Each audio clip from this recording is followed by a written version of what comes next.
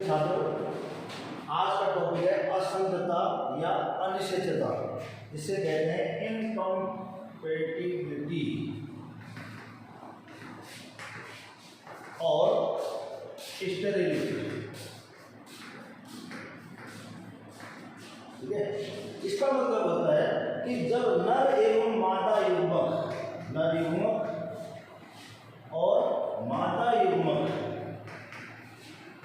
दोनों ही फंक्शनल यानी क्रियाशील हों, कार्यक्षम हों और जन्मक्षम हों, यानी जन्म करने की उनमें क्षमता है, ठीक है, और वो कार्य करने में सक्षम है, फिर भी उनके मध्य निषेचन नहीं हो पाता। निषेचन नहीं हो पाता। आमतौर पर क्या होता है कि जब नर युग्मक और मादा युग्मक दोनों आपस में मिलते हैं, उनका संलयन होता है, निषेचन कहलाता है और जाइगोट अर्थात युग्मनज बनता है।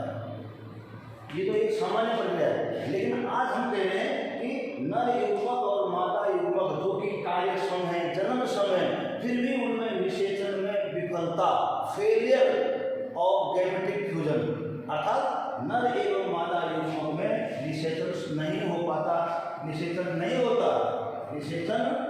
होता, तो उसे असंगतता या इनकम्पेटिबिलिटी कहते हैं। अब सिंपल सी परिभाषा हो गई, जब जन्म कार्यक्षम एवं जन्मक्षम नर युग्मक एवं मादा युग्मक में निषेचन में विफलता, फेलियर, अर्थात युग्मनज नहीं होता, निषेचन नहीं होता, जबकि दोनों ही सक्षम हैं, दोनों ही फंक्शनल कार्यक्षम हैं, दोनों ही फर्टाइल हैं, जन्मक्षम हैं, फिर भी उनके मध्य अगर निषेचन नहीं हो रहा है तो इसको असंगतता या अनिश्चितता कहते हैं। अब ये क्या है कि कितने प्रकार की होती है? ये दो प्रकार की होती है। असंगतता दो प्रकार की होती है। पहला इसे कहते हैं अंतरजातीय, इंटर स्पेसिफिक, और दूसरा अंतराजातीय। अंतराजातीय इसे कहते हैं इंट्रा स्पेसिफिक। एक इंटर और एक इंट्रा, ठीक है। तो अंतरजातीय का मतलब होता है जब नर एवं मादा युग्मक में निषेचन में विफलता, ठीक है, एक ही वंश या जीनस, जेनेरा वंश के विभिन्न जातियों के मध्य होती है, विभिन्न जातियों के मध्य निषेचन में अगर विफलता हो, जब एक ही वंश के विभिन्न जातियों के मध्य निषेचन में विफलता या असफलता हो तो उसे अंतरजातीय कहते हैं। ध्यान दें, यहाँ पर वंश क्या है, एक है और जातियां हैं अलग अलग, उनके बीच में अगर निषेचन नहीं हो रहा है तो उसे अंतरजातीय असंगतता कहते हैं। जैसे ब्रेसिका पता है सरसों वाला फूल है, वंश है, ब्रेसिका कम्पेस्ट्रिस, ये सरसों का वैज्ञानिक नाम है, ब्रेसिका कम्पेस्ट्रिस। और दूसरा है ब्रेसिका रापा, मूली, ब्रेसिका रापा।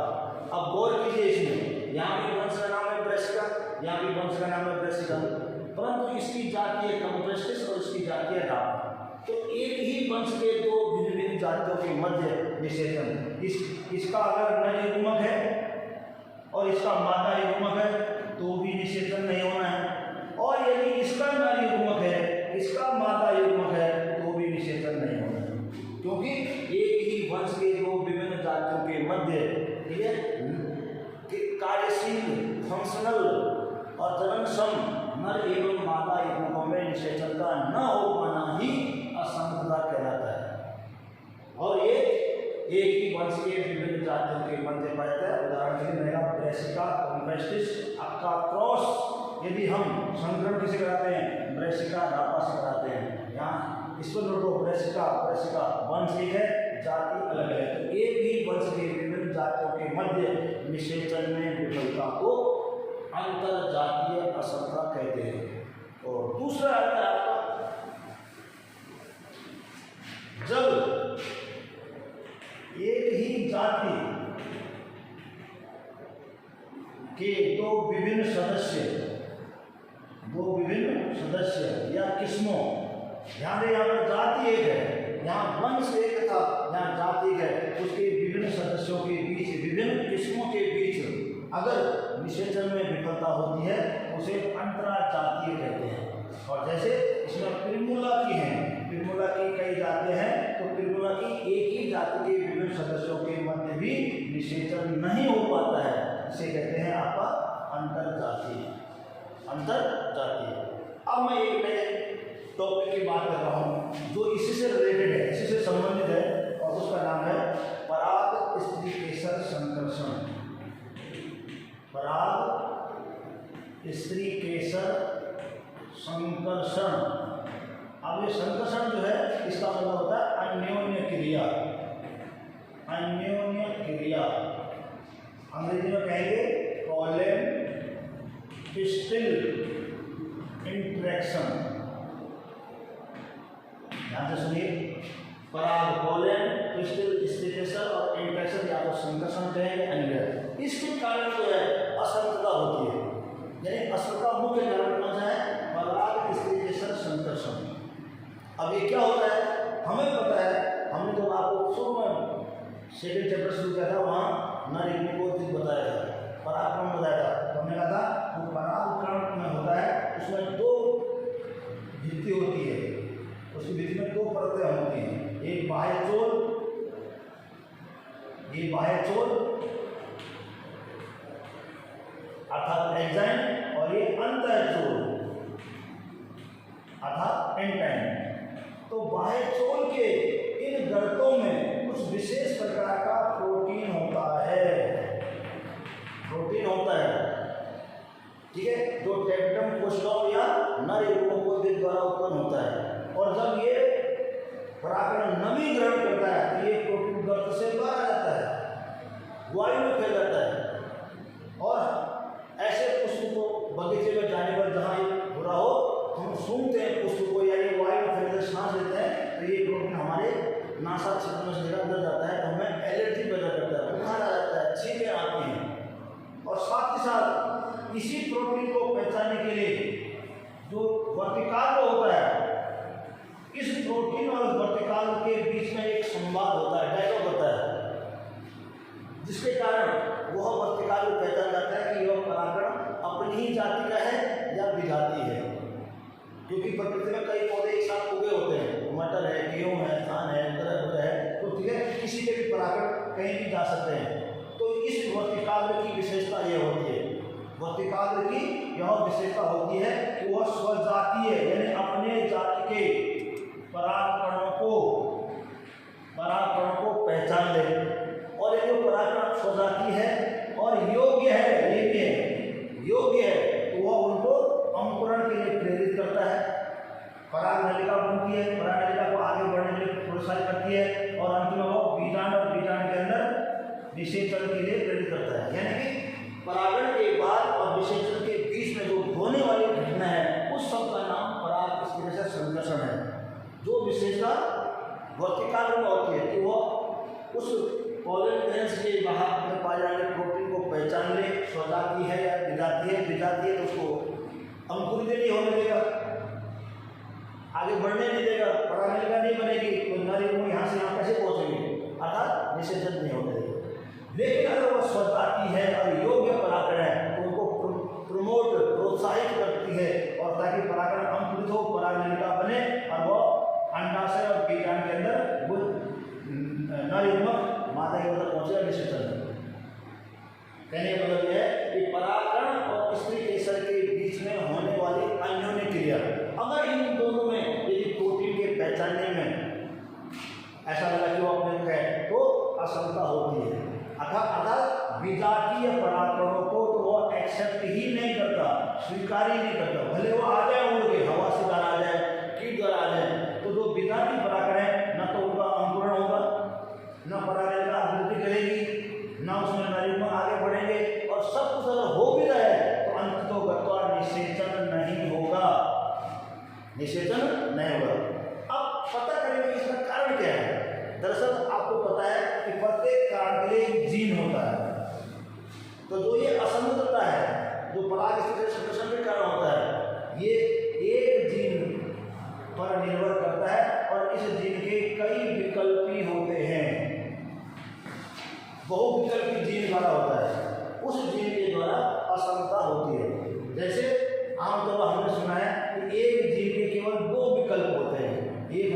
प्रभावी और एक होता है अप्रभावी। जैसे कि अपने मेंडल वाले पढ़ जाते हैं शुद्ध लंबा और शुद्ध कोना। इसका मतलब एक लंबे पर वाला है एक कोने पर वाला है, ये दोनों क्या कहलाते हैं, एक ही जीन के युग्म विकल्प। लेकिन जो असंगतता है या पराग से संबंध है वह एक ही जीन के बहुविकल्पी द्वारा निर्धारित किया जाता है, द्वारा निर्धारित किया जाता है। एक और चीज है कि ये अक्सर असंगतता किस में डेवलप होती है, एक जब परागकणों का विकास हो रहा होता है, परागकणों का विकास हो रहा होता है और उसमें बायोचोल या भित्ति बनती है, परागकणों का विकास और उसमें भित्ति का निर्माण होता है, उस समय असंगतता विकसित होती है एक। और दूसरा, जब स्त्री केसर का वर्तिकाल परिपक्व होता है, इन दोनों अर्थात जो असंगतता है, जो निषेचन में विफलता है, वह दो बार विकसित हो सकती है, या तो परागकणों के विकास और उसके भित्ति के निर्माण में, और दूसरा स्त्री केसर का वर्तिकाल परिपक्व होता है, उस समय असंगतता विकसित होती है। असंगतता भी दो तरह के, ये भी दो तरह का हो सकता है। कैसे? एक का नाम है युग्मकोद्भिद असंगतता, अर्थात गैमेटोफिटिक इनकम्पेटिबिलिटी, और दूसरा बीजाणुद्भिद असंगतता, अर्थात स्पोरोफिटिक इनकम्पेटिबिलिटी। हमें पता है कि गैमेटोफाइट शब्द आता है, वहाँ हमेशा अगुणित कंडीशन होती है, अगुणित तो सूत्र आगे होते हैं अगुणित, और जहाँ आता है बीजाणु वहाँ द्विगुणित होता है, दोनों होता है। अर्थात परागकणों में परागकण का जब विकास होता है तो परागकण हमेशा अगुणित होता है, उसको युग्मकोद्भिद की पहली कोशिका कहते हैं। तो जब पराग युग्मकोद्भिद वाली जो होती है वो परागकणों के परिवर्तन के समय होती है, परागकणों के परिवर्तन या परागकणों के विकास के दौरान होती है, तब उसे कहते हैं युग्मकोद्भिद असंगतता, क्योंकि वो परागकण हमेशा अगुणित होते हैं। और दूसरा, जब बीजाणुद्भिद असंगतता से कहते हैं जब परागकणों का निर्माण करने वाले द्विगुणित बीजाणु जनन कोशिका से होता है, जो कि 2n से होता है। तो कहने का मतलब है यदि युग्मकोद्भिद का निर्धारण परागकणों के परिवर्तन के समय हो रहा होता है तो उसे युग्मकोद्भिद असंगतता कहते हैं। और दूसरा, यदि परागकणों का निर्माण करने वाले द्विगुणित कोशिकाएं, जिन्हें हम बीजाणु जनन कोशिकाएं टिश्यू कहते हैं, उनके द्वारा निर्धारण हो तो उसे हम कहते हैं बीजाणुद्भिद असंगतता। तो कहने का मतलब जो हमारा सूत्र होगा असंगतता या अनिश्चितता, नर जननसम एवं कार्यसम, नर एवं मादा युग्मकों में निषेचन में विफलता को ही असंगतता कहते हैं। The failure of gametic fusion and oblique fertilization in between fertile and functional male and female gamete is called incompatibility. और यह दो तरह का बताया था मैंने, एक बताया था कौन सा, अंतरजातीय और दूसरा अंतरजातीय। अंतरजातीय में एक ही वंश एक होता है, जाति अलग अलग होती है। जैसे मैंने कहा था ब्रैसिका कॉम्पेस्टिस और ब्रैसिका ग्रापा के बीच में निषेचन नहीं होता। और दूसरा मैं कहा था एक ही जाति के दो विभिन्न सदस्य या किस्मों में, जैसे मैंने कहा था प्रिमुला की कई जातियां हैं, उनमें आपस में क्या नहीं होता। और इसका कारण है पराग स्त्री संकर्षण, अर्थात परागकणों के परिवर्तन में उसके बाह्यचोल में उसके प्रोटीन और स्त्री केसर के वर्तिकाल के बीच में जब संवाद होता है तो वर्तिकाल में ये पहचानने की क्षमता होती है कि वो अपनी जातीय विजातीय परागकणों को पहचान ले। विजातीय है तो उनको अस्वीकार कर देती है, उनको अंकुरण नहीं होने देती है, जबकि अगर स्वजातीय परागकण है और योग्य है तो उनको अंकुरण करने के लिए प्रणाली का भी वृद्धि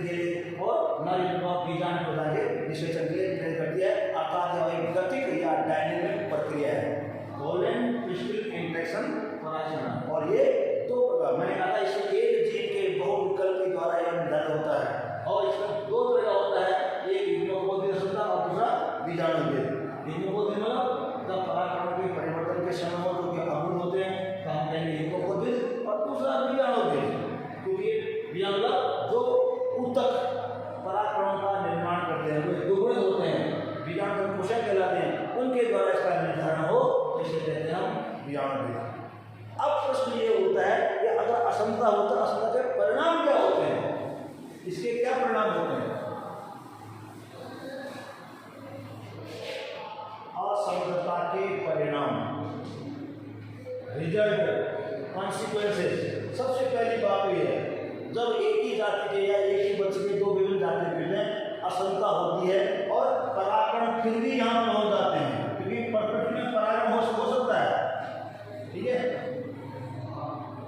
ये स्टूडेंट में यहाँ आ सकता है, परागण तो आ सकते हैं, परागण हो सकता है चाहे वो स्वजाति हो या विजाति हो, लेकिन ये परागण यहाँ से आगे अंकुरण हो या ना हो, तो इसका जो परिणाम है सबका पहला है परागकणों का अंकुरण न हो पाना, परागकणों का अंकुरण न हो पाना, यानी कि परागण तो भले हो गया हो, परागण यहाँ पहुँच गए लेकिन अंकुरित नहीं होंगे, क्योंकि ये वर्तिकाल रूप में पहचान लेता है कि ये विजाति हैं और स्वजाति भी हैं परंतु योग्य नहीं है, ये उनको अंकुरण नहीं करने देती है। दूसरा, अगर अंकुरित हो भी जाते हैं तो पराग नलिका की वृद्धि नहीं होती है। माना अगर परागण अंकुरित हो भी गए तो पराग नलिका की वृद्धि नहीं हो पाती, क्योंकि वो रुक जाती है, थोड़ी देर बाद बस बंद। तीसरा, अगर परागण वृद्धि कर भी गई है बार किसी कारण से तो वह सही स्थान पर नहीं पहुंचेगी, पराग नलिका का सही स्थान पर नहीं पहुंचना, अर्थात उसको अंडाशय की ओर आना है, बीजाणु जो जा रहा है वो भटक जाएगा, ठीक है। और चौथा है, कई बार ऐसा होता है कि पराग नलिका बीच में ही फट जाती है, पराग नलिका का वर्तिका में फट जाना, पराग नलिका का वर्तिका, ये आप जानते हैं अंडाशय है, ये वर्तिका है, ये वर्तिका है, तो पराग नलिका वर्तिका में आती है और यहीं फट जाती है, वर्तिका में फट जाना। और लास्ट परिणाम क्या हो सकता है, अगर पराग नलिका बढ़ती जा रही है, फटी भी नहीं है, तो वो बीजाणु में पहुंचती है और बीजाणु के बाद वो अंदर जा जाती है, भ्रूण कोश में पहुंच जाती है, तो युग्मकों का संलयन नहीं होता, अर्थात निषेचन नहीं होना है। यहाँ देखिए क्लास में ना, युग्मकों का संलयन न होना, तो युग्मों का संलयन नहीं हुआ तो निषेचन नहीं हुआ, युग्मकों का संलयन न होना, संलयन न हो पाना, न होना, ये 5 परिणाम हो सकते हैं किसके, असमता के। पहले तो परागकणों का अंकुरण ही नहीं हो पाएगा, अगर परागकण अंकुरित हो गए तो पराग नलिका की वृद्धि रुक जाएगी, नहीं हो पाती है। तीसरा, अगर पराग वृद्धि कर भी है तो वो सही स्थान पर, राइट स्थान पर नहीं पहुंच पाती है। चौथा, पराग नलिका वर्तिका में ही फट जाती है, पराग नलिका यहीं मुक्त हो जाएगी। और चौथा, अगर वो यहाँ तक पहुंच भी गया है, ठीक है, नर और मादा युग्म का संलयन नहीं पाता, अर्थात निषेचन नहीं हो पाता, तो हम यही समझ रहे थे कि निषेचन न होने को क्या कहते हैं, असमता कहते हैं। मैं समझता हूँ आपके समझ आ गया होगा।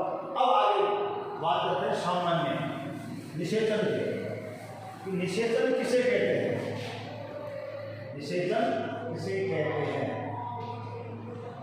निषेचन इसको हम कहते हैं फर्टिलाइजेशन, और एक शब्द और है गैमेटिक फ्यूजन या सिंगेमी, अर्थात नर एवं मादा केंद्रकों का मिलना, इसको हिंदी में कहेंगे निषेचन, कहते हैं युग्मक संलयन, और युग्मक संलयन को हम क्या कहते हैं, निषेचन कहते हैं। तो सिंपल सी परिभाषा है इसकी निषेचन की, जब नर एवं मादा युग्मकों का संलयन होना, यानी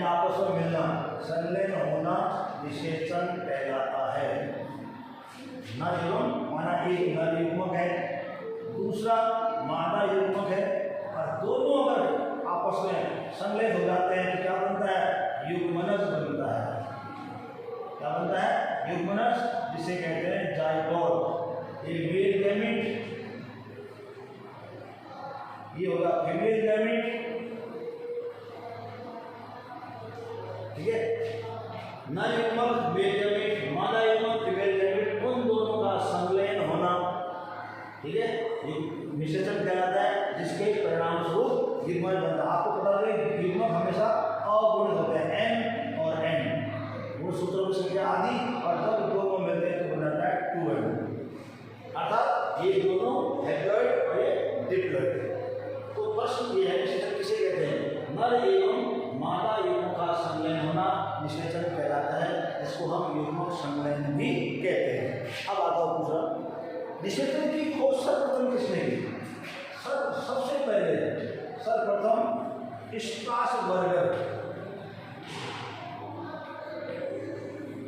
स्ट्रासबर्गर ने सन 1884 में लिलियम नामक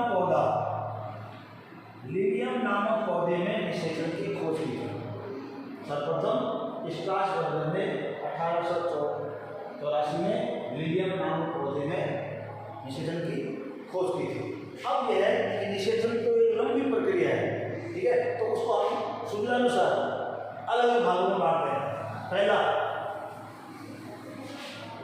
सबसे पहला है परागकणों का अंकुरण, ठीक है। दूसरा आता है परागनलिका की वृद्धि, और तीसरा आता है परागनलिका का बीजांड में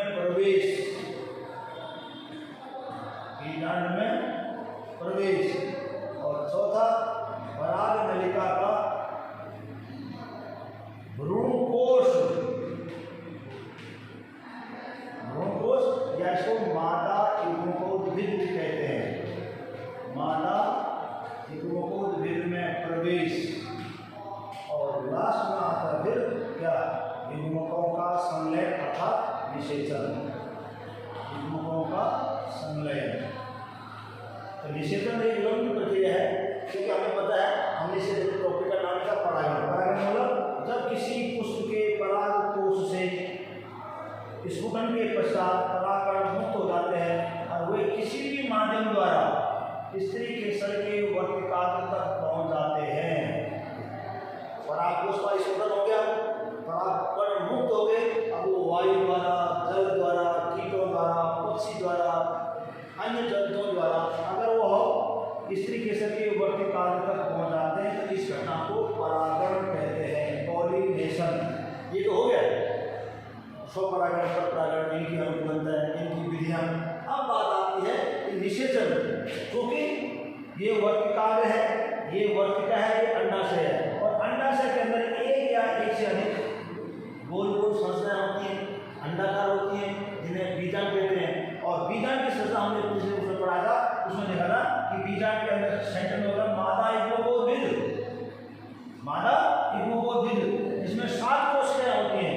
3 होती हैं इस छोर पर, निभाग वाले पर प्रतिमुखी कोशिकाएं, 3 होती हैं बीजांड द्वार वाले छोर पर, जिन्हें अंड उपकरण कहते हैं।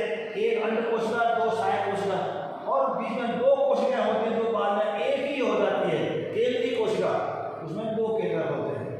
इस तरह से कोशिका 7, 3 और 1 4 और 3 7, 3 + 1 + 3 ये कोशिका है, और केंद्र हो गया 3 + 2 + 3, यानी 3 केंद्र इनमें 2 केंद्र और इनमें एक ही केंद्र। तो इस अंड कोशिका तक उस परागकण के अंदर नर युग्मक होते हैं। जब हमने नर युग्मकों का विकास बताया था, उसको बताया था कि एक परागकण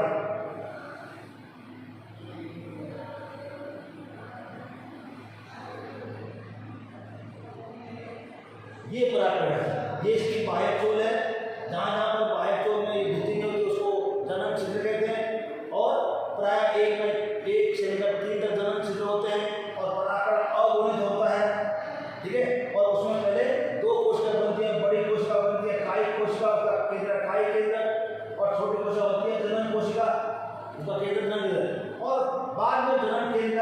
कोशिका फिर विभाजन करती है और क्या बनाती है, 2 नर युग्मक बनाती है। और यह कायिक कोशिका केंद्र जो है वह धीरे धीरे नलिका का निर्माण करता है, अंकुरण। परागकण यहाँ पर अंकुरित होता है, तो पहला शब्द है परागकणों का अंकुरण। तो हम कहेंगे परागण के पश्चात से लेकर परागकणों के अंकुरण के बीच में जो समय लगता है उसे अंकुरण काल कहते हैं। क्या कहते हैं, अंकुरण काल। तो हम पहले इसकी बात करेंगे, इनको एक बार हटा देंगे।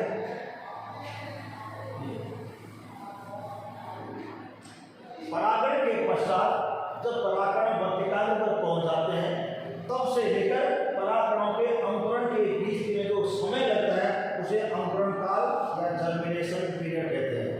प्रायः वर्तिकाग्र के ऊपर परागकण के अंकुरण के लिए कुछ विशिष्ट अनुकूलताएं होती हैं, कुछ स्राव होते हैं, जैसे जल जो कि नमी से प्राप्त हो जाता है। दूसरा, कुछ वसाएं, कुछ प्रोटीन, कुछ शर्कराएं, ये परागकण के अंकुरण के लिए आवश्यक होती हैं। ठीक है। उसके बाद जो है साथ ही साथ बोरोन सुना होगा आपने, एक खनिज है बोरोन तत्व, वह भी परागकणों के अंकुरण के लिए आवश्यक है।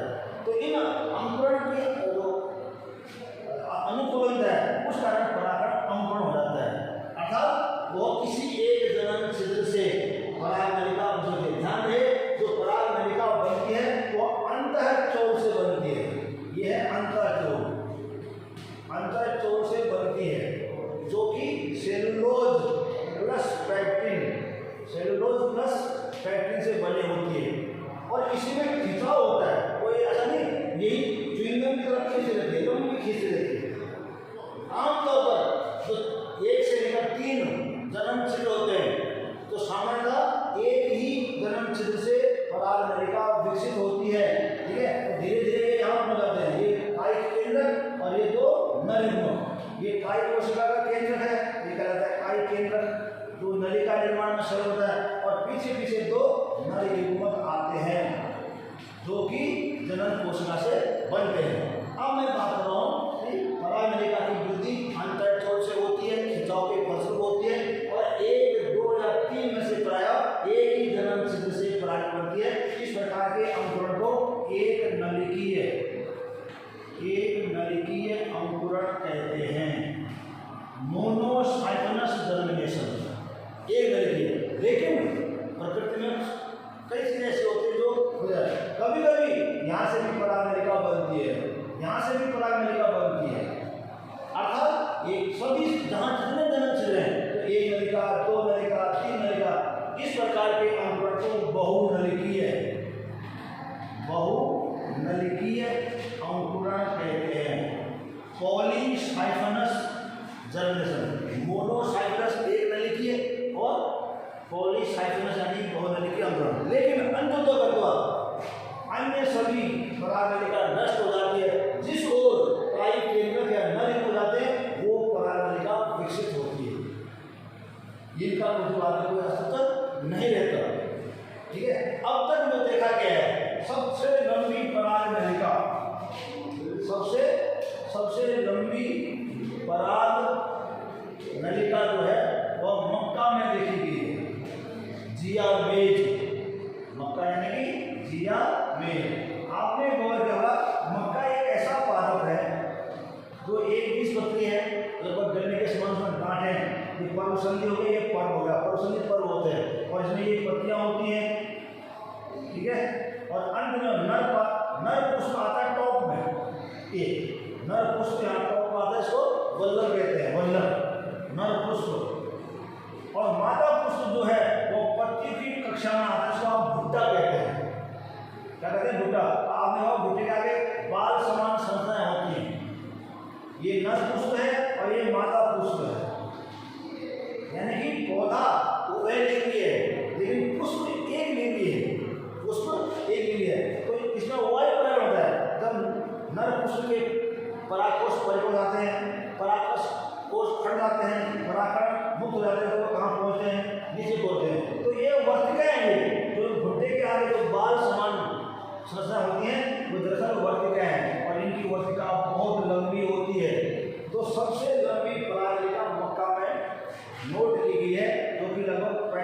45 सेंटीमीटर या लगभग 1.5 फीट तक होती है, क्योंकि 30 सेंटीमीटर का 1 फीट होता है, जितना पाया गया है। अब ये हो गया परागकणों का अंकुरण। तो परागण के पश्चात परागण अंकुरण भी हो गया। दूसरा टॉपिक हमारा था पराग नलिका की वृद्धि। पराग नलिका की वृद्धि।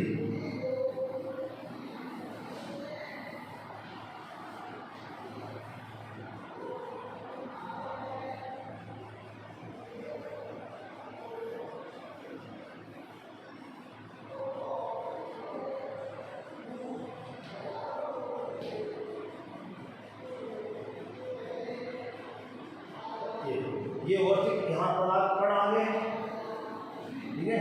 ये होगा वर्तिकाग्र,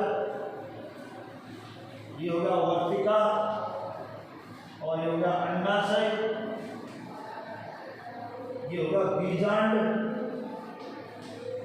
और ये होगा भ्रूणकोश। ये है अंड समुच्चय और अंड कोशिका, 1 2 3 कोशिकाएं हैं।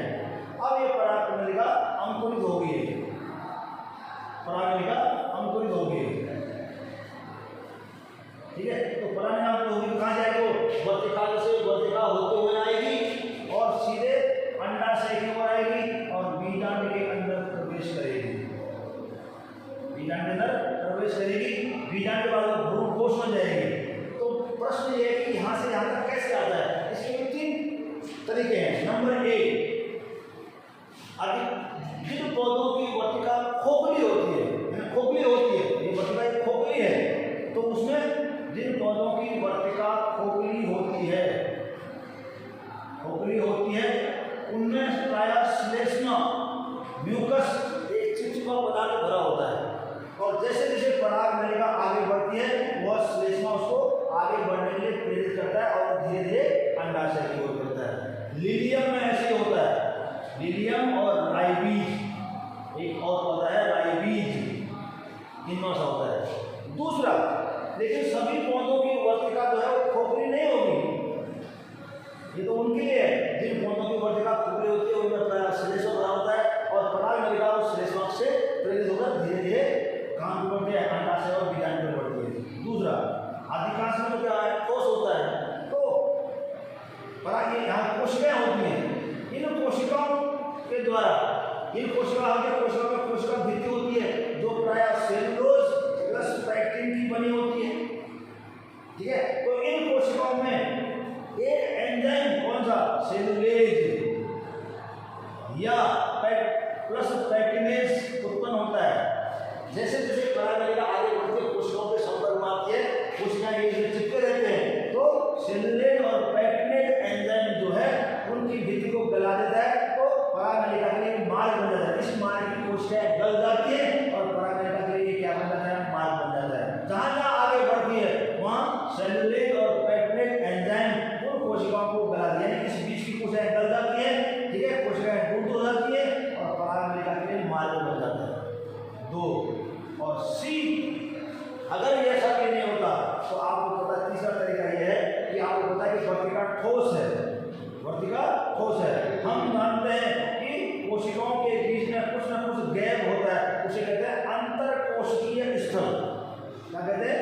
2 कोशिकाओं के बीच में जो है अंतरकोशिकीय स्थल होता है, अंतरकोशिकीय स्थल होता है, क्योंकि ये कोशिकाएं कौन सी होती हैं? मृदुतर होती है। तो पराग नलिका उन अंतरकोशिकीय स्थलों से होते हुए बिना किसी को डिस्टर्ब किए हुए,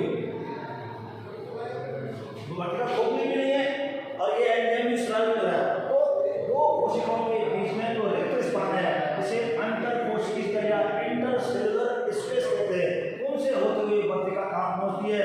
सीधे अंडाशय की ओर बढ़ती है अर्थात बीजांड की ओर प्रवेश करती है।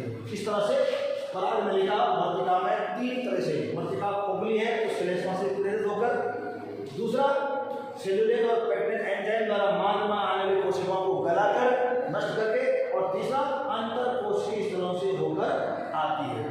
ये ध्यान हमेशा ये है कि पराग नलिका हमेशा अंडाशय की ओर ही जाती है। ऐसा माना जाता है कि अंडाशय या बीजांड द्वारा एक रसायन का स्राव किया जाता है, एक केमिकल का सीक्रेशन, रसायन का स्राव करता है, जिसकी गंध पाकर पराग नलिका किधर की ओर आती है, अंडा से आती है। इस घटना को रसायनोवर्ती या कीमोट्रोपिक मूवमेंट भी कहते हैं। क्या कहते हैं? रसायनोवर्ती,